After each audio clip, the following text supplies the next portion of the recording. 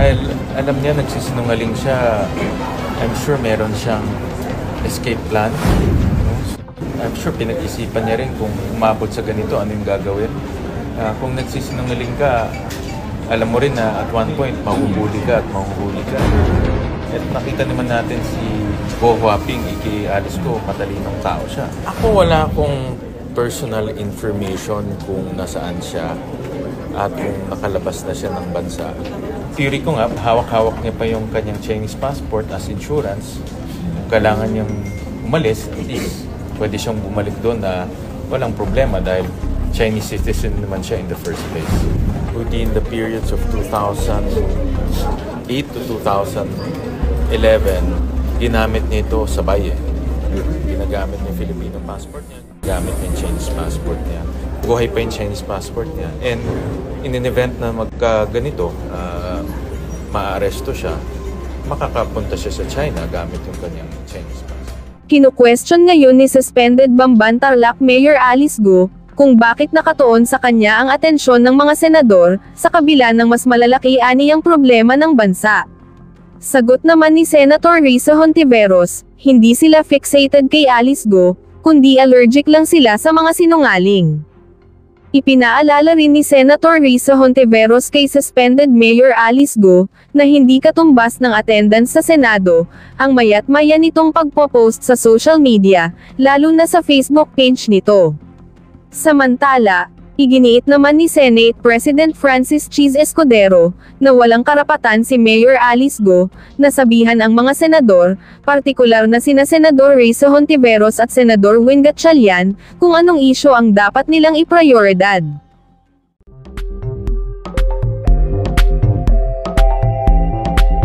Namatay sa inyo 63. Sa Bambam. Pero hindi ho nare-report. Dami na. Kasi, pag mayor ka, alam mo lahat ng nangyayari. I-verify natin po. I-verify natin. Kasi ako po ay last June 4 doon pa lang po naging acting mayor. So, that's why, important, kaya nga sinasabi ko sa inyo, ang lakas talaga ng welfare clause na section 16 ng LGU Pwede kayo pumasok sa any establishment under your area of jurisdiction, area of responsibility. Kung hindi nyo ginagamit yung PNP, at hindi rin alam ng PNP, talaga may problema po sa lugar ninyo. Then the DILG will have to summon you. They will really have to question you for being ineffective sa inyong trabaho as LGU officials. Mabigat ho yun, May torture na nangyayari. Andun nakikita, Yung ibang pinakita doon na mga na-torture, namatay na. Hindi nga, namatay sa loob ng compound ng both Bamban and Porac, pero tinapon sa labas. Alam niyo dapat yan. So, Mr. Chair, the social cost is really too high, Mr. Chair, as compared to the benefits that the IGL is giving our country. Ang daming tinatamaan, Mr. Chair, nitong mga pogo, nitong mga IGL na ito. Number one is really the corruption. It corrupts our national government. It corrupts our local government.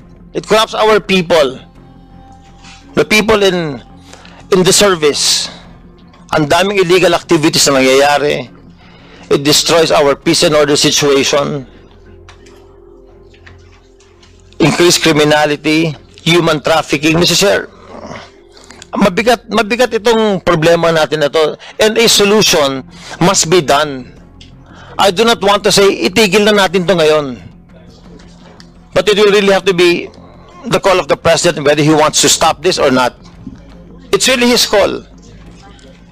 On our part, Mr. Chair, we will really have to be, kailangan talaga bantayan natin ng gusto ang ginagawa ng lahat ng departamento na ito. Which also involves, itong problema natin, Mr. Chair, because of the doings of the BID, it also involves national security. Sa pababaya ng BID, ang daming nakakapasok dito. Mr. Chair, if you take a close look at intelligence reports. Dito lang sa paligid natin, sa Congress, sa paligid natin sa Camp Aguinaldo, sa Camp Crame, ang dami ng mga sleepers, sir, Mr. Chair, na hindi binabantay ng BID. And sleepers are people from other countries that once activated by their country can be formed into a military unit. Ang dami niya, Mr. Chair. In Cagayan, in Cavite, ang dami ng sleepers dito, Mr. Chair. Kasi ang laking problema natin sa BID eh. They are very much corrupted, Mr. Chair, by what's going on. So, Mr. Chair, let us be more prudent. Kailangan lakasan talaga natin to. And kung kinakailangan natin na i-penalize at parusahan itong mga ahensya na ito, Mr. Chair, so be it. Otherwise, this country mapupunta lang to sa basura. Thank you so much. Okay, maraming salamat po. You extended 2 minutes and a half, no? So that will be subtracted on the next hearing. Okay, thank you, Congressman Gomez. Now, the chair would like to recognize my friend. Baka naman sabihin, walang my friend. Congressman Romy Acop. You are recognized, sir. Thank you, Mr. Chair. I would just like to state that I will go for the second round. Because I told him to limit his query sa 5 minutes lang. Congressman, will you allow Congressman Keith Flores to have some manifestation? Sure. Okay. Thank you, Mr. Chair. In line with the manifestation of, or the statement of Congressman Richard Gomez, Mr. Chair, there is a similar establishment in Lagundi, Mexico, Pampanga, which has not yet been inspected.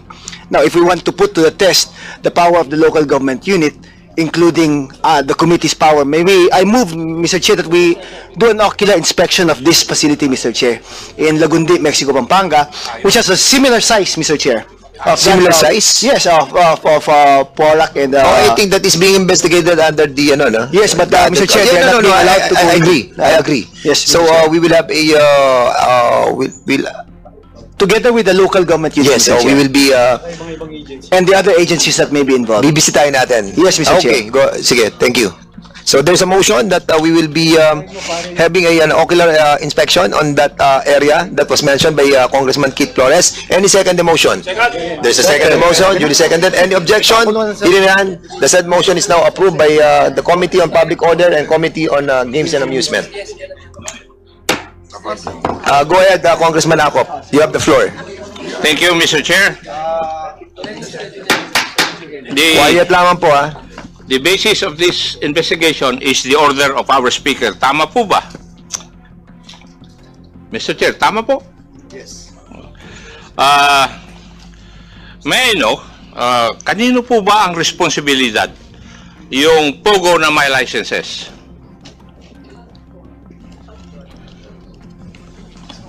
Chairman, you can, Chairman Pagcor. Yes, sa amin pong responsibilidad yung meron pong lisensya na i-issue po ng PAGCOR. Yung pong walang lisensya, kanino po kaya ang may responsibilidad nun? Congressman ako, hindi ko na po masasagot yun dahil hindi na po sakop ng PAGCOR yun. Pero, Mr. Chairman, would you agree with me that POGO with licenses would be under the jurisdiction of PAGCOR? And would you agree na yung POGOs without licenses would be under the jurisdiction of law enforcement? I would agree, Congressman Ako. Now, may I ask the law enforcement agencies, sino sa inyo ang Office of Primary Responsibility para habulin yung mga illegal POGOs? Insofar as your jurisdictions are concerned. PNP. Anybody from PNP can reply with a definite answer. For POGO operations, actually sir, whether it is illegal or legal, kaya lang may ginagawang mga illegal, we have an inter-PNP operations being conducted. Recently, it is the CIDG leading the operations, and we also have personnel from the anti-cybercrime group conduct supporting in terms of technical support po, sir. That is only one aspect of law enforcement, di po ba? If you look at it, most of the arrestees or persons arrested are of foreign nationality. Paano po sila nakapasok dito sa ating bansa? So, hindi lang kayo, hindi nyo responsibilidad yun, di po ba? So, Tama po, ang sir. pinapakita ko lang po sa atin ay wala pong wala pong agency who would be considered as the Office of Primary Responsibility para mag-coordinate ng efforts para matigil ang illegal pogo. Di po ba? Meron ba? Totoo po, sir. Totoo. And maybe that is the reason why we're having a hard time, or government is having a hard time, na patigilin ang illegal pogo. Because hindi lang trabaho ng pulis to eh. From the numerous questions and queries of my colleagues, kailangan ito ng maraming interagency approach. Oh, but nobody is taking the cudgel kung sino man ang maging in charge.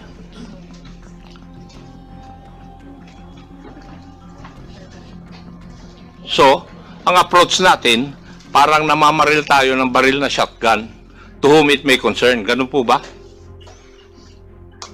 Samantala, ang kalaban natin dito ay illegal pogos.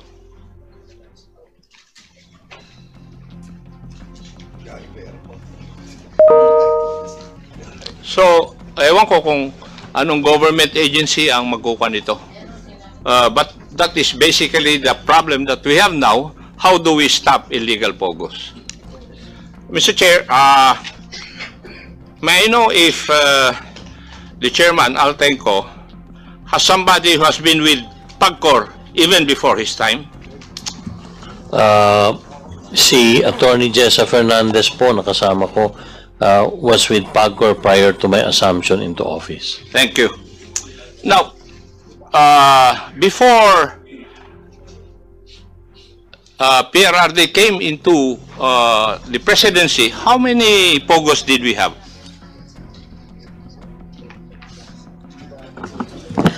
Sir, prior to the assumption of the president, sir, wala pa po, sir. Wala pa. Apo. PAGCOR po doesn't issue offshore gaming licenses at that time po. Export processing zones, di po ba? Yes. Pero nagkaroon ng issue yan eh. Ano yung issue na involve yung kumpanya ni Mr. Bobby Ongpin? I think he had an issue with PAGCOR, if I remember it right. Congressman Acop, yung pong kumpanya ni Roberto Ongpin ay hindi po pogo kung hindi po isang online gaming operator. Ang pangalan po nun ay PhilWeb. Yes, PhilWeb. Opo. Okay. So, there were no pogos. Para lang maliwanag Opo. yung kuha natin. Opo. There were no pogos before PRRD. Yes, sir. Now, during the time of PRRD, how many pogos existed? During the time of then PRRD, nakapag-issue po ang then PAGCOR board ng 298 licenses. At its peak, 298 po. Inabot. 298. Opo. And out of this 298, nung nawala po natapos yung termino ni PRRD, kayo na po ang pumasok. Opo, nag-assume po ako ng pagiging chairman August 2022 po. Now, PBBM's time, how many legal pogos have you are existing? 45? Doon po sa 298, nag-purge po kami, natitira po ngayon ay 45. So, ang natitira po ay 253 na illegal pogos since they have no licenses? More or less po, kung hindi po talaga naghinto ng kanilang operations, definitely they will be called, they will be deemed illegal. Tama po kayo, 253 po yung na-purge namin. Kaya yun po ang, kung nag-ooperate po lahat yun po ang illegal na numero ngayon ng mga POGO. And they have documents in the office of PAGCOR since they applied during the time of PRRD. Meron po. So we know where they are located. Yes, sir. Why are we having a hard time running after them if we know where they are? Doon po sa pag nagsara po ang mga nasa aming POGO, especially hindi po yung tinatawag na hub. Pag binabalikan din po, maski sarado na, para ma-check kung talagang hindi sila nag-ooperate, nakalipat na po sila ng tanggapan. Wala na po sila doon sa original na office na kanilang inuupahan nung mga panahong meron po silang lisensya. Ganun po ang modus nila. Thank you, Chairman. May I ask the law enforcement agencies, can a POGO exist in a municipality or province without the knowledge of LGU officials?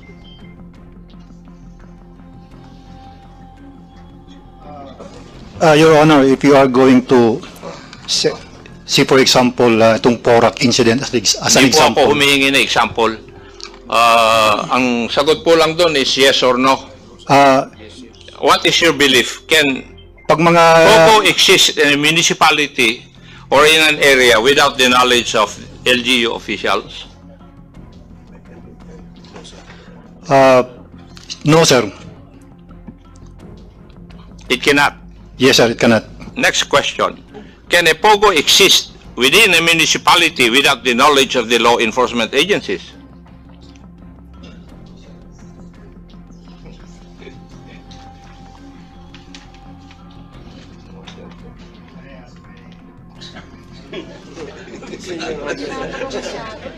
Your Honor, can I ask the CIDG regarding this one? Your Honor, even without us knowing, they can still exist. Hindi nga. Hindi mo sinasagot yung tanong ko, Iho, eh. Can a POGO in a certain municipality exist without the knowledge of law enforcement agencies? Yes po, sir. It can exist without Yes the po, sir. knowledge. May I know the reason why? Kasi sir, kami kasi sir, on our part, we can only identify whether a particular POGO is doing some illegal activities when there is actually a complaint coming from those inside of that establishment.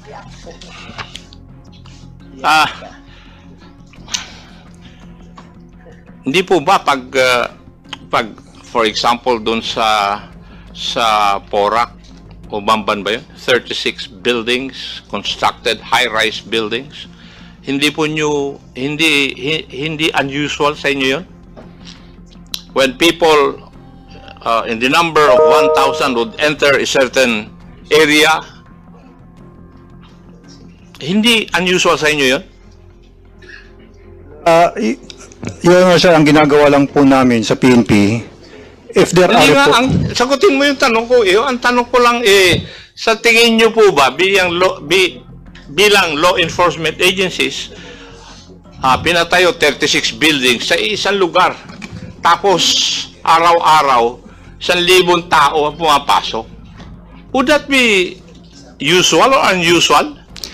yun, sir, tinitingnan po namin, sir, lalo na pag mga Hindi gabi. nga, hindi ko tinatanong kung anong tinitingnan mo eh. Sagutin mo yung tanong ko. Is that unusual? Yes po, sir, unusual. Oh, then that would have caught your attention. Actually, sir, we are conducting our Did monitoring. it catch your attention? Yes, sir. O bakit hindi kayo nag-imbestiga? Actually po sir, nag-iimbestiga po kami. Nagpapadala po kami ng mga operatiba namin to verify. Sa case build-up po sir, ang pinaka-importante po doon is there should be somebody who will complain. And normally po, may mga victims po dyan na halimbawa, victims of torture, lumalapit sa amin. Yun sir, ang nagiging basihan namin to apply for a search warrant. Now, sige. I don't know who will answer this query, the Department of Justice or the law enforcement agencies. Yung hub is composed of 36 buildings, di ba? Tama. Hindi ko alam kung Bamban o Porac, yun lang. Kung mag-a-apply ka ng search warrant, it is mandated that you should specify the address and the building concerned. Di po ba? Hindi pwedeng ay ilagay mo ron is yung location o address ng hub, pero lahat ng building is a search mo. How would you solve that dilemma of the law enforcement agents when they apply for a search warrant? Your Honor, that was one of our dilemmas and challenges when we began our aggressive operations against these illegal pogos. Hindi, ang tanong ko po is, how do you solve that dilemma? We be aggressive.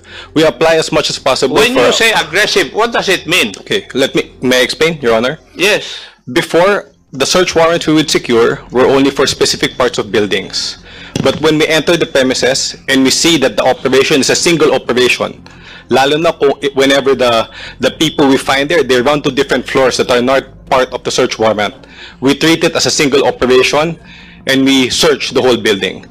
We justify that on the basis of personal knowledge when you arrive at the site. That's why from that experience, Your Honor, our approach has been to apply for the entire building or the entire compound, which has been successful for both Banban and Porac, where the search warrants that were secured by law enforcement covered the entire compound. And for us, Your Honor, this is something that we will justify, we will fight for. We are aware of the limitation on general warrants, but our position is that that limitation should not apply to these types of enterprises. Thank you. Yusek Cruz, have there been instances where your application of search warrants or your applications have been denied by the courts? Yes, sir. Yes. May I know the reason why your application for search warrants applications have been denied? Initially, sir, the search warrant was approved. I'm speaking of the Porac Pogo Hub experience. The search warrant was initially approved. And then, nung papunta na kami dun sa area, sir, we were parang pinabalik, sir, yung tropa na there's something wrong with the search warrant that was issued. That our personnel, specifically the CIDG team, has to, again, pass this cross-examination to be conducted by the judge. And then it was, the next day it was denied. The same judge who issued the search warrant, sir. Yeah. What's the name of the judge? For the record? The name of the judge. Para lang malaman natin. Saan ba to? Sa Tarlac o Pampanga?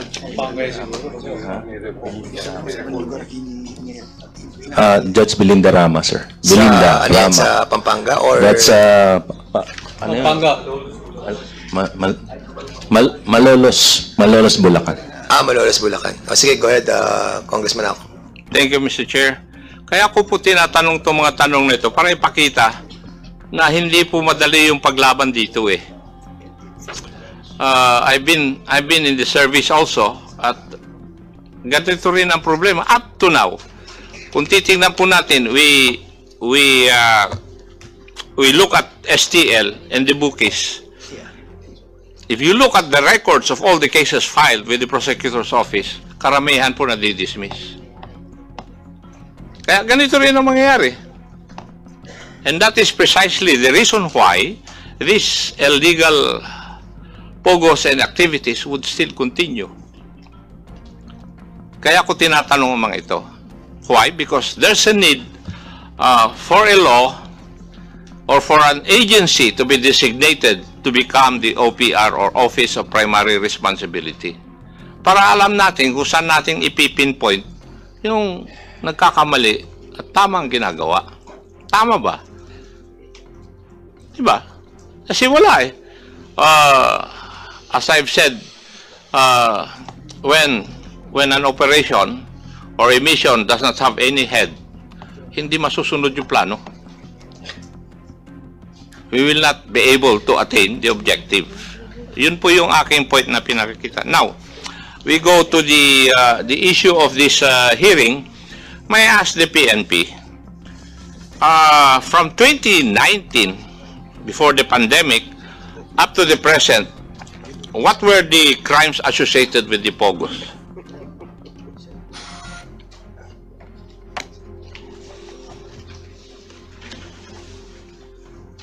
We have a record from the Directorate for Investigation and Detective Management po, sir. We have, in terms of Access Devices Regulation Act of 1998, we have 13. Meron tayong fraudulent transactions, 2. Cybercrime Prevention Act of 2012 or Republic Act number 10175, meron tayong 2. Then meron tayong PD 1602 in relation to cybercrime law, 4. 1602, merong 1. Republic Act 11332, meron ding 1. Kidnapping and serious illegal detention, meron 2. Meron din tayong another serious illegal detention, 2. Republic Act 9208, 3. Republic Act 10591, 1. Meron ding 1 robbery for a total of 32 cases.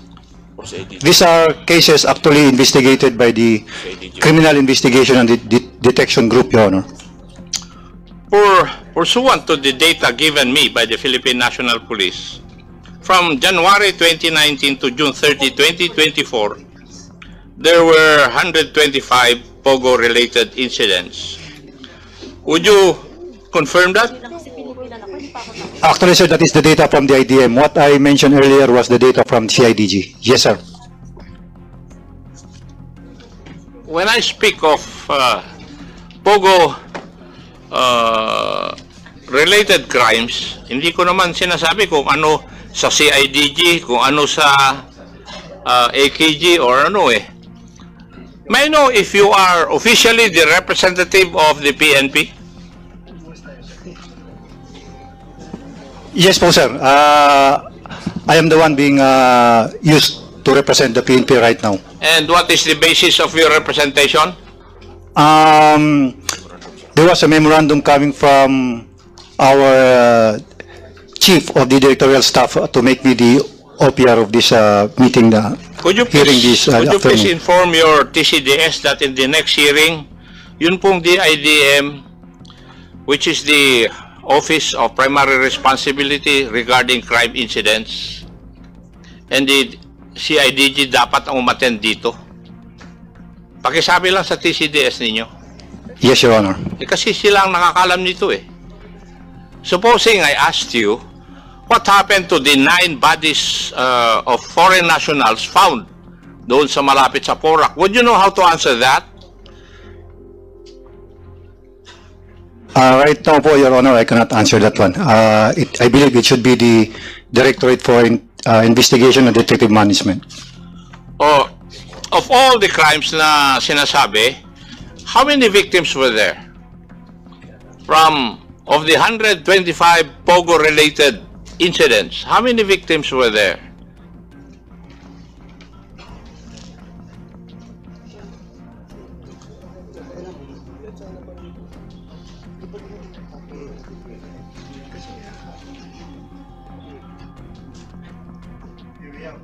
Your Honor, we have a total of 5,792. Well, sa akin 5,801.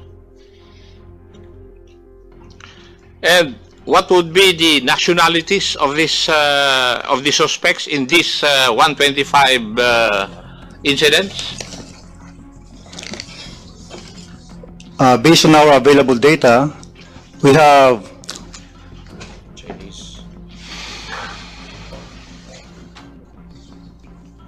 for foreign nationals, we have 1,927 Chinese, 2,314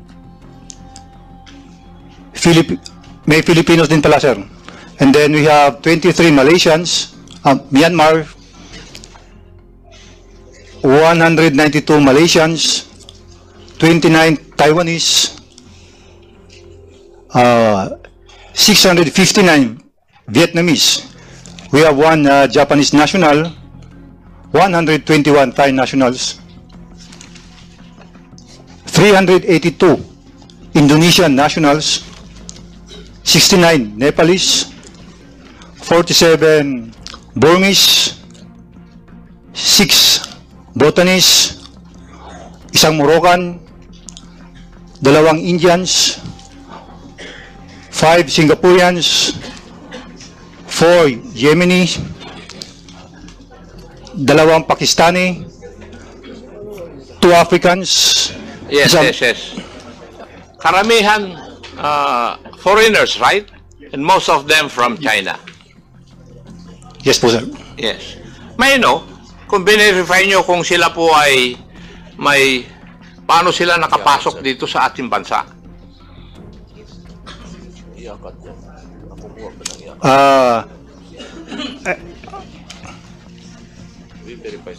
We will verify this one, sir, with other agencies. Hindi ba ito crimes related to Bogo since 2019 to June 30 of 2024, iho? Hindi man lang nyo verify kung they entered this country legally or illegally. Di ba? Kasi kung kayo ang nag-iimbestiga, dapat tingnan ninyo lahat yun. Tama? Did they possess the necessary documents in order to be able to work in this country? Your Honor, sir, actually we have the IACAT. This is an inter-agency body. Nandito na rin na taga-immigration. And all these matters, actually, lumalabas po, sir, ito sa meetings of our IACAT. Sinong membro ng PNP sa IACAT? We have from CIDG, from the IDM. And who is the head of this? The DOJ po, sir. DOJ. Would that be true? It's true, Your Honor. We have regular meetings to monitor our existing operations and plan future operations. And may I know why hindi nyo nakikita kung merong proper documents itong mga ito? Both the victims and those operating na foreigners? Nakikita po namin, Your Honor, at kasama po ito sa mga kaso iniimbestiga namin, yung propriety ng mga documents nila. Yung alin? And how many of this number would have papers, legal papers to work in this country? We'll have to defer to Bureau of Immigration or PAGCOR for those Akala ko details. tinitake up nyo sa IACAT. I just heard that. We take up specific operations, Your Honor. Yung big picture, madami po talaga to Your Honor. So, for example, in this hearing, tinatanong na namin yung mga datos na ito, i-refer nyo pa kung saan-saan. Pasensya na, Your Honor. But specific po yung operations namin at nakita nyo naman po masilimuot ng problema. So, but mapaprovide po namin yan. Thank you. Thank you, Mr. Chair. Wala namang mangyayari dun sa tatanong ko Okay. Mr. Chair? It only shows, Mr. Chair, na wala pong records. Wala pong OPR yung nagdadirect ng operations na ito. Yun lang po ang nakikita ko ngayon. At kung walang nagdidirect ng operation na ito, yung campaign natin against illegal pogos, I think will take a long time. Marami pong salamat, Mr. Chair. Thank you, Congressman Robiaco. And I would like to remind the members of this committee that we did not prepare for merienda and dinner. So please limit your questions, no? Para at least we can all go home. Congresswoman Luistra. In relation to... Then after which, Congressman Plato via Zoom. Sige, go ahead. In relation to the interpellations of the Honorable Akop, do we have available data about the illegal POGOs? Yes, we have. The illegal POGOs that were mentioned a while ago by PAGCOR and at the same time by Yusek Gilbert Cruz is now within the possession of the chairman. And these are all identified 407 illegal ano ba to? Illegal POGOs ba to? Masabi natin gano'n? Illegal POGOs. So they are corporations, Mr. Chair? These are all, corporation given business permits by the different LGUs, and that's the reason why we wanted the LGUs to be here, the Liga, para we will be turning this over to them together with the PAOK-TF, with the PNP, the PAGCOR, helping together, no? Mr. Chair, in line with the principle of piercing the veil of corporate entity, Yeah. may I move that we direct the Securities and Exchange Commission to provide us copy of their GIS and articles of incorporation? So we will be asked, I think the SEC is here, di ba? We will Andito ka provide SEC, di ba? We will provide. You will provide, you don't know yet kung ano ipoprovide. We can provide. You can provide, but don't tell us that you will provide because I'm not giving you yet the copies of this illegal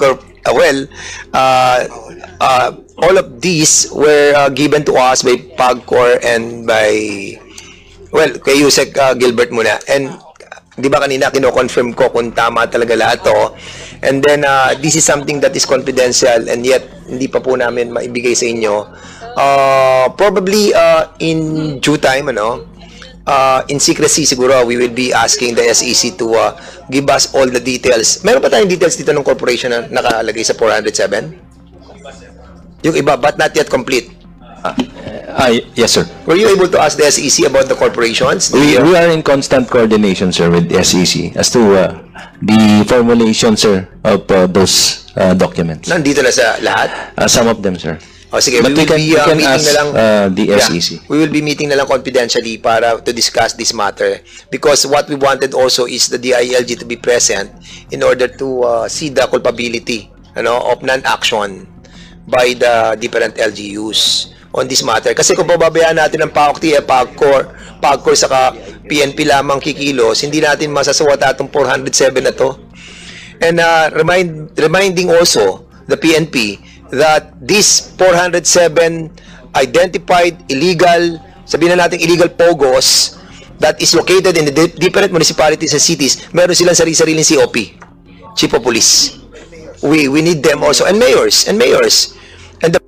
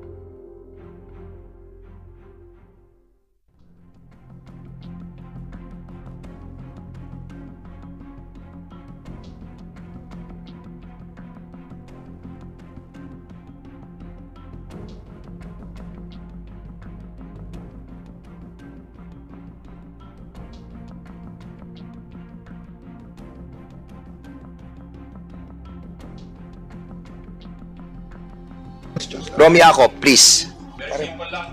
Very simple lang, Mr. Chair, dahil hindi ko nakita kanina eh. May I ask Chairman Al, your governing law is Republic Act 9487, right? Yes, Your Honor. It does not specifically state na kayo ang may jurisdiction sa POGO operations.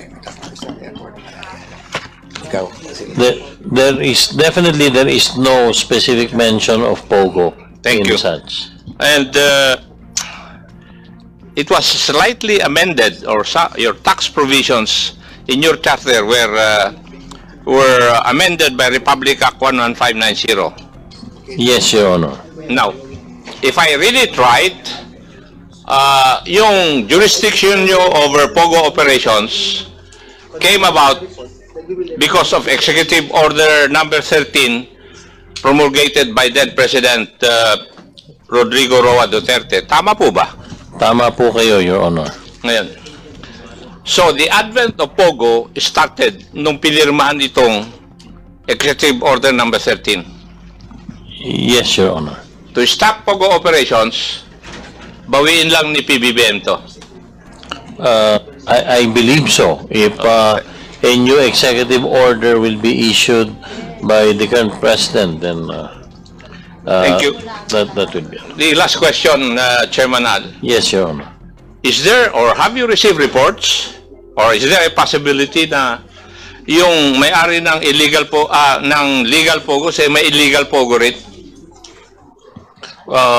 We are not closing the fact or the possibility that meron din po.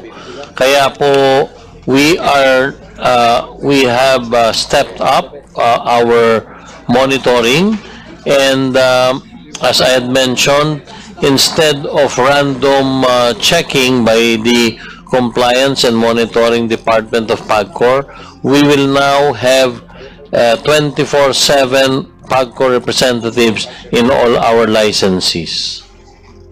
Thank you, Chairman. Marami pong salamat, Chair. Congressman Acop, so we will be proceeding to the next interpellator via Zoom. Congressman Plato, you are now recognized. We are giving you 2 minutes. Just a joke. Congressman Plato, you have the floor. Go ahead.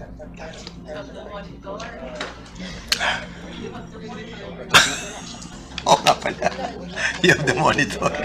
Good afternoon, Mr. Chair. Thank you, Mr. Chair. Thank you, Mr. Chair. Thank you for spearheading the motu proprio inquiry on the proliferation of criminal activities surrounding Philippine offshore gaming operators in our country. For starters, Mr. Chair, please allow me to express my view on the existence of legal POGO in our country. I believe that the revenues collected from this operation pushes forward our economy, who is obviously in dire need of revenue resources. Local employment is also created, and other industries benefit from legal POGO expansions. However, Mr. Chair, the criminal activities and social cost that surrounds the legal POGO seems to outweigh the gains. It is therefore, in my opinion, that criminal activities be eliminated to continue benefiting from the gains. Mr. Chair, how should it be done? May I hear the solution or suggestions from PAGCOR, DOJ, PAB, and POA? Thank you, Mr. Chair. Thank you so much, Congressman Plato. That was like 1 minute and 30 seconds. So I am right. Sasagot. Oo nga.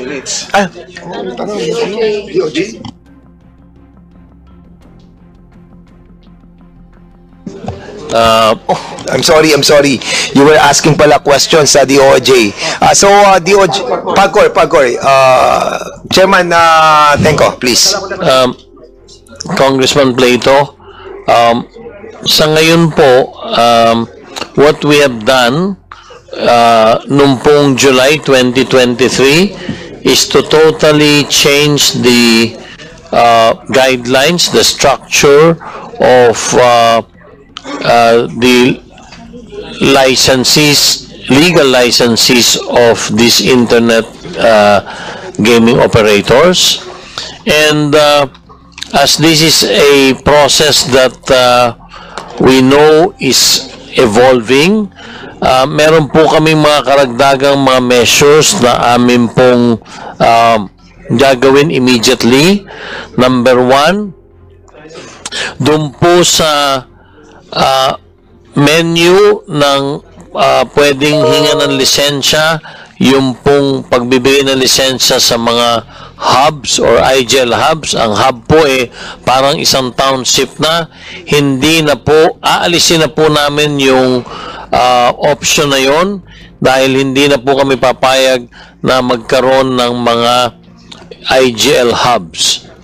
Pangalawa, we are going to, as I mentioned earlier, doon po sa katanungan ni Congressman Romy Acop, we will now designate members of the Compliance and Monitoring and Enforcement Group of PAGCOR 24/7 dito po sa mga legal licensees, nang sa ganon ay makita po namin kung ano ang mga ginagawa nila at kung meron mang mga criminal activities ay dali-dali nilang maiuulat sa amin.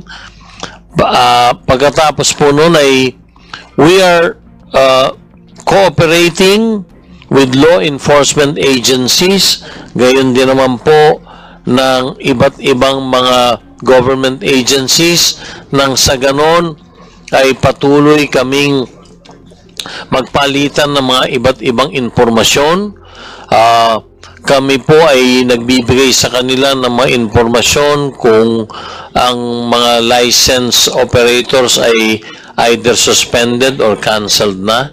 So, sa ngayon po, yun ang mga paniwala naming dapat pang gawin, nang sa ganon ay maging mas matatag ang pagmomonitor po dito sa natitirang halos 43 may lisensya na lamang.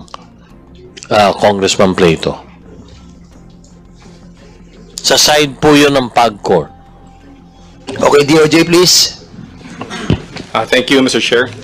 Congressman, our strategy is to continue our approach of aggressive operations against illegal POGOs.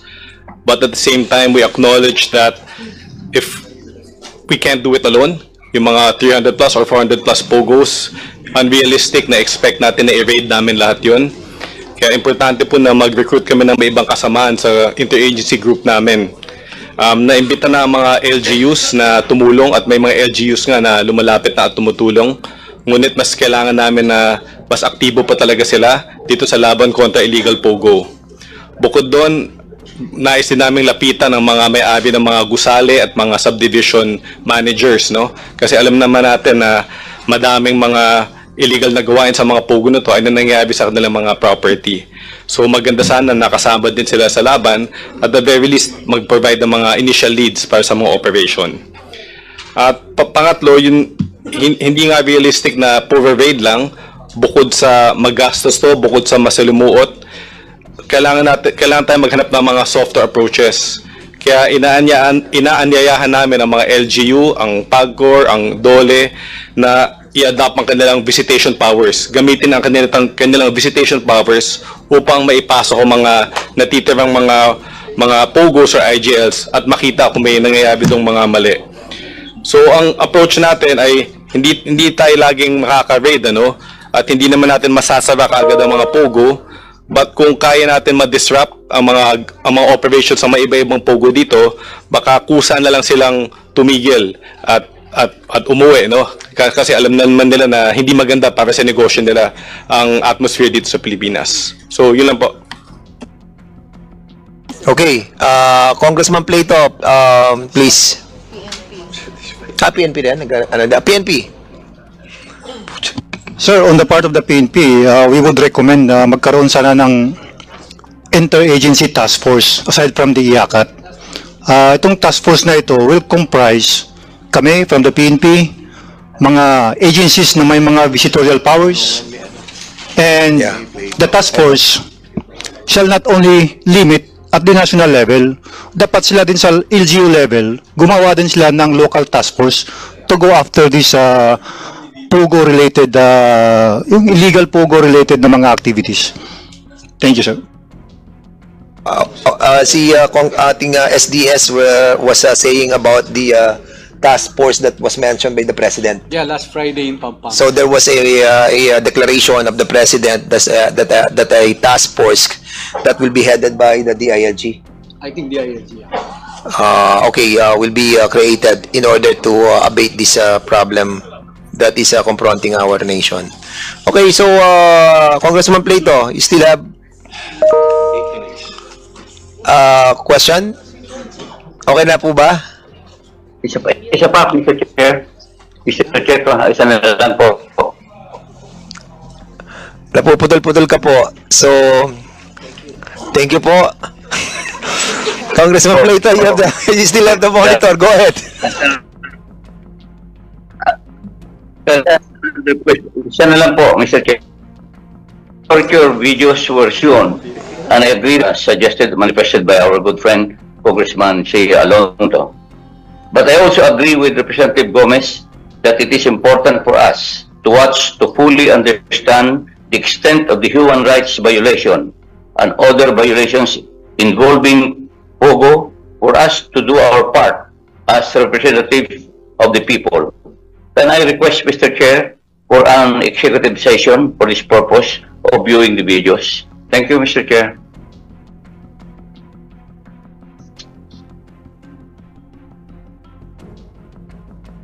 Approve, Congressman Plato. Maraming po salamat, Congressman Plato. On Tuesday, we will be having executive session on that purpose. Mr. Chair, yes. quick manifestation. I wish to defer the invitation to PSA, LTO, and DFA until the articles of incorporation and the GIS of all the illegal POGOs are submitted to the committee. Okay, so we will not be inviting anymore yet, as just yet, the agency that was mentioned, because rightly we have to get first the articles of incorporation of those illegal companies operating POGOs.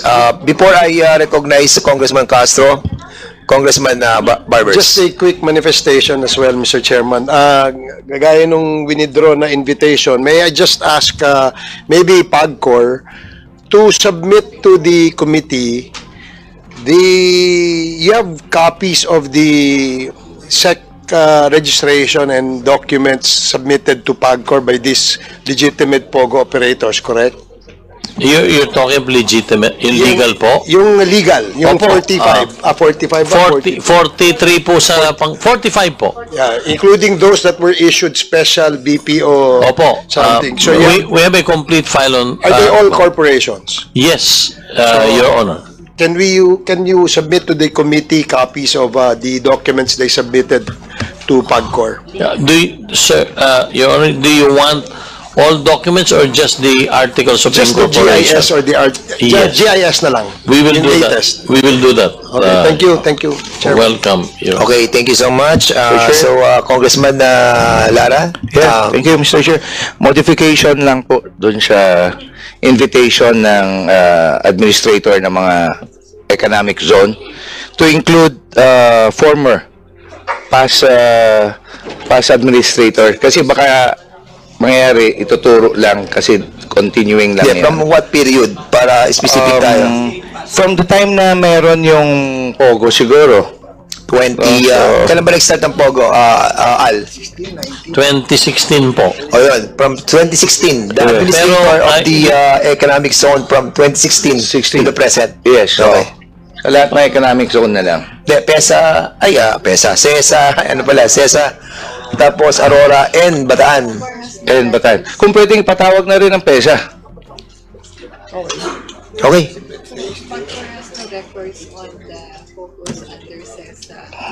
No. Because kasi under before nasa kanila eh. Okay. Yeah. Sige, okay, we'll be proceeding to the thank you, Congressman Lara. So, Congressman Castro, are you still about to interpolate? This will be the last na to, Mr. Chair. Ika-conclude ko lang, Mr. Chair. Thank you po. May second pa si Nikong Akop. Meron kasing statement ang NSC, Mr. Chair, National Security Council, that the Philippine Offshore Gaming Operators or POGO is still not a national security threat, according to NSC official, believing now that the issue is handled pretty well by the government. So, narinig po natin yung sitwasyon doon sa POGO, sitwasyon na sinabi po ng PAGCOR, sinabi po ng PAOK, task force, at syempre yung sinasabi ng DOJ na very complicated, napakahirap, no? And also the PNP. So, ang tanong ko lang po sa NSC, Mr. Chair, paano niyo po nasabi ito na na-handle ito ng government ng pretty well? Kasi nakita naman natin na mukhang hindi.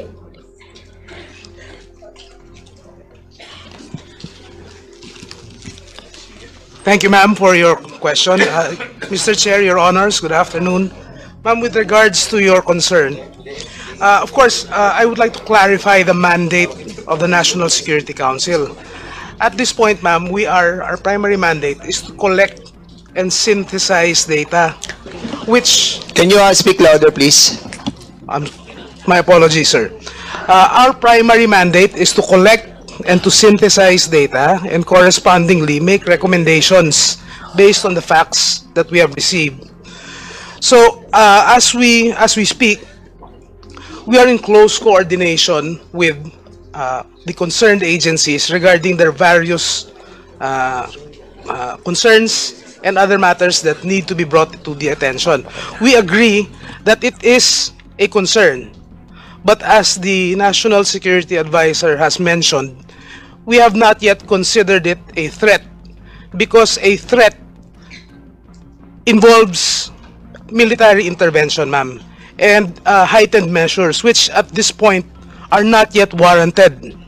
So what we are doing right now is we are collecting and cooperating with our partner agencies, and on the basis of that, we will be making a recommendation, policy recommendation, which involves, as you know, ma'am, the problem is very wide. The problem involves a whole-of-nation approach. That is why this is a good step that we are in coordination with the concerned agencies for us to be able to come up with a concentrated solution, holistic solution, which we will forward to the President, ma'am. So sa ngayon po, ma'am, tulad nga ng nabanggit po ninyo, napakalaking problema ho talaga. So hindi po tayo pwedeng kaara-karang gumawa lang ng policy na hindi po natin napag-aaralan ng maigi. So ito nga ho, pagkakataon po ito para makapag-usap po tayo and malaman po natin ang lahat po ng anggulo. Tandaan nyo po, ma'am, hindi lang ho ito security. May economic concern, may social concern. Marami po siyang aspeto na kailangan pag-aralan. Well, yes, thank you po, sir. Thank you po sa NSC. Pero sinasabi natin, kasi kayo naman po talaga yung concern sa national security, no? At sinasabi dito na may mga, ito sa Cagayan, may mga pogo talaga na malapit na doon sa mga EDCA. Do you confirm that? EDCA sites? So ano po yung sinasabi ng intelligence nyo tungkol dyan po? Ma'am, I am not privy to that information, ma'am. Yes, so di kayo privy po, kaya sinasabi natin na wala pa kayong malalim na pag-aaral, no, doon sa security threat, no, na idudulot nitong Pogo. Tama po ba? Ma'am, through the National Intelligence Board, we are coordinating with our partner agencies. And we're in the process of gathering all of the concerned information. So we are hoping, ma'am, that that data will become available to us shortly. Yes, oo. So, matagal na po ito 2016 pa ito, panahon ni Duterte. Kaya hindi naman mangyayari itong mga nangyayari ngayon na pinoproblema natin kung hindi dahil doon sa panahon ni Duterte na pinayagan niya yung mga pogo na malegalize, na mas marami pang illegal, na hindi na nadidetect ng mga enforcers natin. Ngayon lang nangyayari na nandiyan yung 407. So, parang hindi siya na-handled well mula nung panahon po ni Duterte at hanggang ngayon nakikita naman natin, di ba? So, kung kayo po yung magre-recommend based dito sa usapan natin ng NSC, so, ano po kaya may papayo ninyo halimbawa kay Presidente kaugnay nitong mga pogo na ito? NSC, Mr. Chair. Yes, ma'am.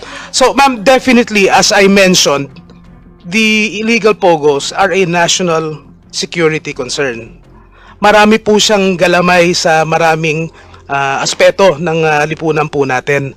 So, based on that, ma'am, we are going to, or we are in the process of doing our information gathering and information analysis and come up. It's, as you know, ma'am, it's a dynamic process. Marami pa ho tayong nadidiskubre on a day-to-day basis. So based on that, ma'am, rest assured that we will provide the body with our findings based on our ongoing consultations with our stakeholders, ma'am. Yes, Mr. Chair, bakit po ba ako concerned sa national security? Kasi hindi ito pwedeng ibig sabihin masukat, no? Hindi ito pwedeng masukat ng pera or whatever. Pero yung economic, at pati na rin, Mr. Chair, yung mga crimes, di ba? Hindi rin ito pwedeng masukat, ano kung ano nagiging implication nito. Pero malaki yung implication nito, economically, I mean yung gastos natin sa paghabol ng mga illegal na mga alien, ng mga illegal POGO workers, yung paggastos natin po doon sa, halimbawa, doon sa national security, doon sa national security threat. Pag nag-cost effective po tayo, nag-cost analysis, no? Po tayo, yung revenues, plus yung employment, versus the social problems, yung crime, yung national security threat, and all the things na napag-usapan natin dito, parang mas malaki pa talaga yung talo natin kaysa yung payagan natin. Kasi, imagine lang, Mr. Chair, ang revenue natin dito, 8 billion. Kung isasama natin yung penalty na 232 million, kung yan yung titignan natin na amount, no? Plus yung employment, kasi I have still to verify itong employment na ito, kung totoo ba talaga to na more than, Mr. Chair, more than 31,000 Filipinos are employed as against sa foreign na 35,000. So gusto kong kumuha yun ng data mamaya sa PAGCOR, Mr. Chair. Kung i-analyze po natin, Mr. Chair, yung yung dulot na sama nito kaysa buti sa ating bansa. So natitimbang po natin na mas malaki ang masamang nangyayari. Okay? So katulad niyan, sa halip na napapagtuunan natin ng pansin yung iba pang mga bagay on security, no? Dito tayo, no? Dahil nandito yung mga POGO. Kaya nga po, Mr. Chair, talagang kami po sa Makabayan ay talagang on the position na talagang iban na talaga itong mga POGO na ito, at marami naman tayong mapapagkuhanan ng iba pang mga na iba pang mga revenues. Kasi kawawa naman yung PNP at yung ating mga enforcement, bagamat sila yung in charge dito, hindi rin naman din nila kaya. At yung mga resources natin, nadideplete lang dito. Yung revenue na natin nakukuha, madideplete lang dito at abonado pa po tayo. No? Kung i-weigh natin o ibabalance natin. Okay? So, kay Yusek Gilbert na po, no? Sa palagay niyo pa po ba, Yusek Gilbert, Chairman, ano po kaya ang marirecommend ninyo kay President in the light no, sa mga nangyayaring ganito po? This is a hybrid group of criminals, ma'am. Yun ang nakita ko po dito. Organized sila, and then they are foreigners assuming yung Filipino identities So, kaya ang tawag ko sa kanila parang hybrid criminals, ma'am. Kinukuha nila yung identity natin, and they even get yung benefits na dapat sa Pilipino. Like, they even avail of the PhilHealth cards. Yung sa mga POGO na nakukuha namin, may mga PhilHealth cards sila, driver's license, and other benefits na supposed to be para sa Pilipino. And yung kinakasangkutan nila, starting na mga krimen, are no ordinary crimes like human trafficking, kidnapping, prostitution, murder. Marami po Yung pinag-uusapan, especially ni Congressman Ako po kanina, about the numbers of crimes na nangyayari. Totoo po yun na may mga patayan po na nangyayari. And if these crimes exist, dahil meron po mga POGO dyan, how can we attract foreign investors if they can see foreigners being killed here and then hindi naman nakakatanggap ng tamang hustisya. Yes, so marirecommend niyo po. Ilan natin po. In my opinion, ma'am, I go for the banning of Pogo. Okay. So, thank you po, Yusek Gilbert. So, nakita po natin kasi no, yung epekto nito dun sa ating, dun sa ating bansa. Kaya, Mr. Chair, no, problema talaga itong mga Pogo na ito, at more harm than good yun ang nangyayari sa atin. At kung hindi ito sinimula nung dating administrasyon, wala talaga tayong problemang ganito. Tama po ba? So, yun po, no, yung, Mr. Chair, okay na po ako. Pero gusto ko pong kuhanan ng data, ang PAGCOR, kasi parang unbelievable, itong number of employees dito sa IGL, number of Filipino employees, each of the licensed Pogo, revenue since 2019, at saka yung mga addresses and ito yung mga addresses po nito, pwede pong makuha. So, next, na lang po ako sa next hearing na po, Mr. Chair. Congresswoman Castro, we will turn over those documents to you. Salamat po. Okay, thank you so much, Congressman Franz Castro, and thank you I was able to convince Congressman Acop not to interpolate anymore because it's already 5:30. Thank you so much, Congressman Acop, for that. In the first hour of the hearing next week, you will be the first to interpolate. Anyway, before we end, would like to thank everybody, on behalf of the Committee of Public Order and Safety. Kanina pinadala ni Chairman, Co-Chair, yung galing sa PORAC. So ang value po, market value ng Lucky South is kalahating bilyon. Property, land and building, 515,737,240. Yung land po is 80,124,000 at yung building 435 million. 435 million yung construction ng building. Ilang buildings yun? 46 buildings yun, ha? Oo nga. Ilang buildings to? As per record po, 42 buildings po, Your Honor. 42 buildings tapos 435 million lang yung inyong construction? Ina-undervalue nyo to? Mayor? Assessor muna. Hindi, pero... Assessor is not available, Mr. Chair. This is the figures that we gathered from the municipal assessor, Mr. Chair. We gathered from? From the municipal assessor, Mr. Chair. As soon as you gave instructions, sige, we'll be asking the municipal assessor to explain this, no? Next Yes, time, Mr. Chair, I will be inviting them Thank you very much, Mr. over, no? And at the same time, kasi ako talaga mayroon pa kaming tanong dalawa ni Co-Chair kaso wala na po tayong oras. Pero basically, ang itatanong ko lang naman, kakonti lang naman to, mga 20 pages lang. But siguro kasi nagsimula tayo nung May 2023 pa lang, nagsimula na tayong magkaroon ng mga search warrant para dito sa illegal Pogos. And then hanggang makarating tayo dito sa pinaka-controversial na Lucky South 99 sa Porac, saka yung sa yung Sun Yuan nung sa Banban Tarlac. So basically, meron ng kaso ang pinailang PAOK TF saka ang DOJ regarding this matter, no? And nakulate na rin nila itong mga list ng mga licenses na na-canceled. So andito na sa atin yon ngayon. We have like kanina nga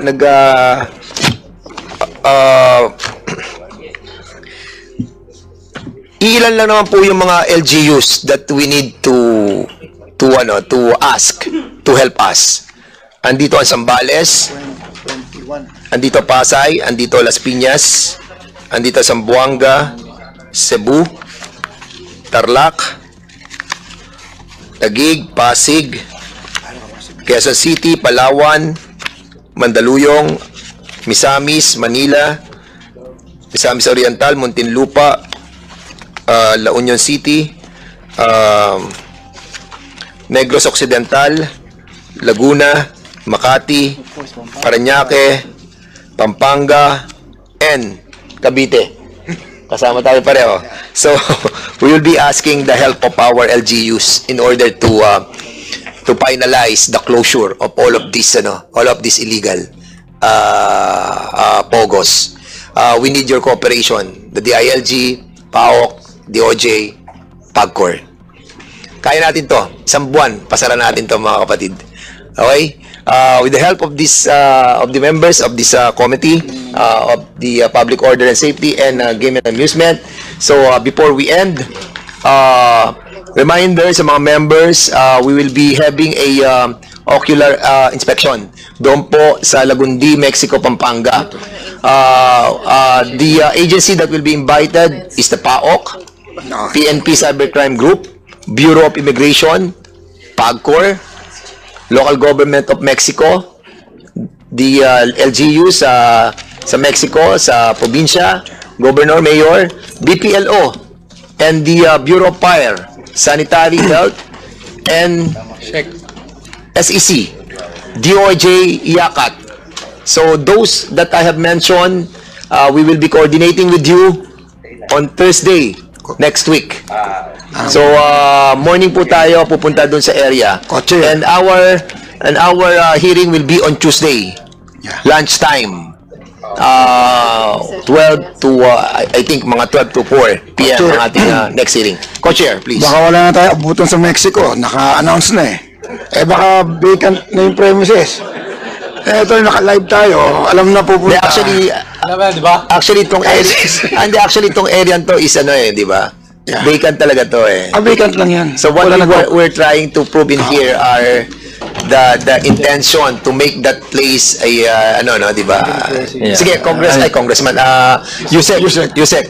Actually, there were inspection made siguro a month ago, sir, o 2 or 3 weeks ago, sir, ng local government with the PNP. Yes, sir. Hindi pinapasok, sir, ano? Yeah. It was being investigated also under the Committee on Dangerous Drugs, di ba? Maybe we can ask the PNP, di ba?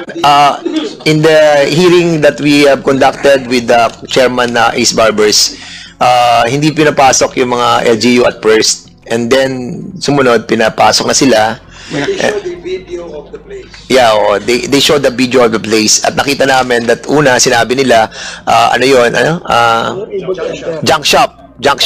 Pero it turned out na parang malalaking buildings. So, what we wanted is to find out the, yung veracity ng mga reports that will be used for Pogo. And siguro, makikita natin kung may mga underground siya, whatever. So, let's see. We will see, you know. So, what else? Other matters? Members who wanted to... I have just one question for PAGCOR. Yes, Congressman, Chairman, Co-Chair. First, thank you, Chairman Tenko, for spending your entire day with us. But my question is for Attorney Fernandez. Is the the Compliance Monitoring Department or Division under your office or a different office? It is a separate department po, sir. Who's in charge of office. the CMD? It's Mr. Venco po, Joselito Venco, sir. So they're the one who's supposed to be inspecting the operations of the Pogo? Yes po. Then they should be the Chairman, if I may add, si General Villanueva po, under po ng security group yung CMED. So nandito po si General RV Villanueva, siya po ang directly in charge on top of CMED. Yes, kasi in charge sa inspection talaga. Kasi grupo po ni General Villanueva. Thank you po. Okay. So, wait. Nagmamadali naman kami. Nagmamadali kayo. We have all the time in the world. Because I ordered dinner for all of us. So, andito na po yung mga imbitahan natin, again. So, para klaro po tayo. So, ang iimbitahan po natin yung si Cassandra Leong, Dennis Cunanan, Harry Roque, Andrea Domingo, Dole Secretary, PSA, DFA, LTO, wala na. Cesa, Bataan, saka Aurora na mga EPZ, Telcos, NTC, Porac Municipal Assessor, and also the deliverables that are mentioned a while ago. Well, sa susunod na po natin itong babasahin at alam na naman natin to. So we'll be asking the COMSEC to comply with all these deliverables and the invitees in the next hearing. So, ladies and gentlemen, with that, I need a motion. Move to adjourn, Mr. Chair. Suspended. I move to suspend, Mr. Chair. There's a motion to suspend this hearing on behalf of the Committee on Public Order and Safety. This committee hearing is now suspended. On the part of... Para sa iba pang karagdagang mga balita at impormasyon, ay huwag po nating kalimutang mag-like, share at comment sa video na ito, at huwag po rin nating kalimutang mag-subscribe to continue supporting us. Maraming salamat po sa inyong panonood, at naway tangkilikin po ninyo ang aming YouTube channel.